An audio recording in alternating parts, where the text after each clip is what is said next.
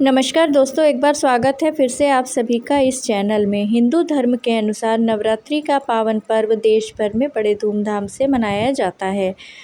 इन 9 दिनों में देवी माँ दुर्गा के अलग अलग रूपों की पूजा अर्चना की जाती है। नवरात्रि के पहले दिन लोग अपने घरों में कलश की स्थापना करते हैं। धार्मिक ग्रंथों के अनुसार कलश को सुख समृद्धि का प्रतीक माना जाता है।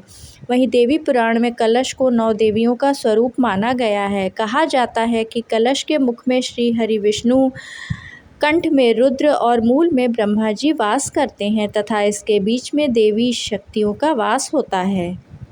धार्मिक मान्यता और शास्त्र के अनुसार कलश में सभी तीर्थ और देवी देवताओं का वास माना गया है। कलश माँ दुर्गा की पूजा अर्चना में आने वाली बाधाओं को दूर करने में सहायक माने जाते हैं। घट स्थापना से भक्त को भी पूजा का शुभ फल मिलता है और घर में सकारात्मक ऊर्जा बनी रहती है, जिससे सुख शांति आती है। पुराणों के अनुसार हिंदू धर्म में मांगलिक कार्यों के पहले कलश की स्थापना करना शुभ माना जाता है, क्योंकि कलश में भगवान गणेश के अलावा नक्षत्र ग्रह विराजमान होते हैं। इसके अलावा कलश में गंगा जल के अलावा 33 कोटि देवी देवता होते हैं, इसलिए कलश स्थापना करना शुभ योग देने वाला माना जाता है। कलश स्थापना के लिए मिट्टी का घड़ा, मिट्टी का ढक्कन, कलावा, जटा वाला नारियल, जल, गंगा जल, लाल रंग का कपड़ा, एक मिट्टी का दीपक, मौली, थोड़ा सा अक्षत, हल्दी से बना तिलक आदि उपलब्ध सामग्री रखना चाहिए। कलश को अच्छे से साफ शुद्ध जल से भरना चाहिए। उस कलश में एक सिक्का डालना चाहिए। अगर संभव हो तो कलश के जल में पवित्र नदियों का जल भी जरूर मिलाना चाहिए। इसके बाद कलश के मुख पर अपना दाहिना हाथ रखकर इस मंत्र को बोलना चाहिए। गंगे च यमुने चैव गोदावरी च सरस्वती नर्मदे सिंधु कावेरी जले अस्मिन् सन्निधिं कुरु। ये मंत्र पढ़ें और अगर मंत्र ना बोल पाएँ तो ध्यान न रहे कि बिना मंत्र के ही गंगा, यमुना, गोदावरी, सरस्वती, नर्मदा, सिंधु और कावेरी पवित्र नदियों का ध्यान करते हुए उन नदियों के जल का आवाहन उस कलश में करना चाहिए और ऐसा भाव करना चाहिए कि सभी नदियों का जल उस कलश में आ जाए। पवित्र नदियों के साथ ही वरुण देवता का भी आवाहन करना चाहिए ताकि वो उस कलश में अपना स्थान ग्रहण कर लें। कलश की स्थापना घर के ईशान कोण अर्थात उत्तर पूर्व कोने में करना चाहिए, जबकि दीपक का स्थान दक्षिण पूर्व कोने में होता है। लिहाजा कलश के ऊपर दीपक नहीं जलाना चाहिए। कलश के ऊपर रखी कटोरी में चावल भरकर उसके ऊपर शंख अथवा नारियल स्थापित करते हैं। इसमें कोई परेशानी नहीं है। सारी प्रक्रियाओं को करते समय नवार्ण मंत्र अवश्य पढ़ना चाहिए। नवार्ण मंत्र तो सभी को मालूम है। ओं ऐं ह्रीं क्लीं चामुंडाय विच्चय। घट स्थापना के समय मन ही मन इस मंत्र का उच्चारण करते रहना चाहिए। कलश के अंदर पंचपल्लव, जल, दूर्वा, चंदन, पंचामृत, सुपारी, हल्दी, अक्षत, सिक्का, लौंग, इलायची, पान सुपारी डाले जाते हैं। इसके बाद कलश के ऊपर रोली से स्वास्तिक बनाया जाता है। इसके अलावा कलश में चारों ओर अशोक के पत्ते लगाएं और स्वास्तिक बनाए जाते हैं।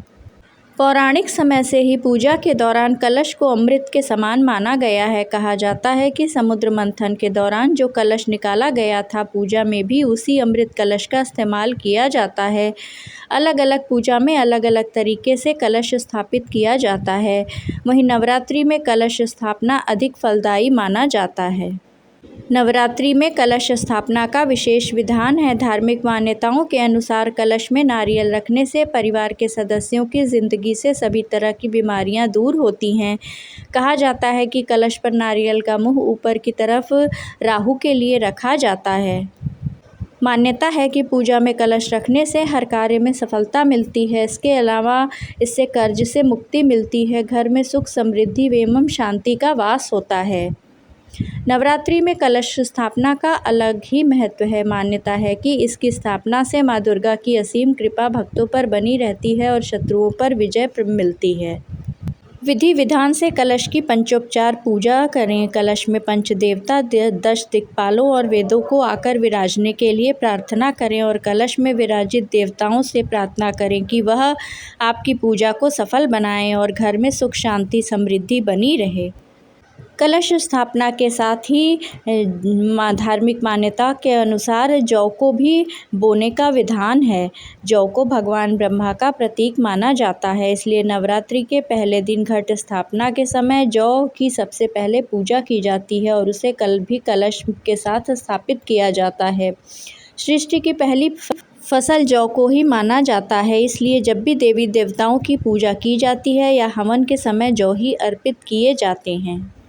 पौराणिक कथाओं और धर्म ग्रंथों के अनुसार जब भगवान ब्रह्मा ने इस सृष्टि की स्थापना की तब वनस्पतियों में जो फसल सबसे पहले विकसित हुई थी वो थी जौ। यही वजह है कि नवरात्रि के पहले दिन घट स्थापना के साथ पूरे विधि विधान से जौ बोई जाती है। धार्मिक मान्यताओं के अनुसार जौ को भगवान ब्रह्मा का प्रतीक माना जाता है। नवरात्रि में कलश स्थापना के दौरान बोया गया जौ 2-3 दिन में ही अंकुरित हो जाता है, लेकिन अगर ये ना उगे तो भविष्य में संकेत अच्छे नहीं हैं, ऐसा समझना चाहिए। बोया गया जौ अगर भली भांति उग जाता है तो इसका ये मतलब होता है कि पूजा सफल हो गई है, आने वाला पूरा साल खुशियों से भरा होगा। कृपया चैनल को लाइक और सब्सक्राइब अवश्य करें।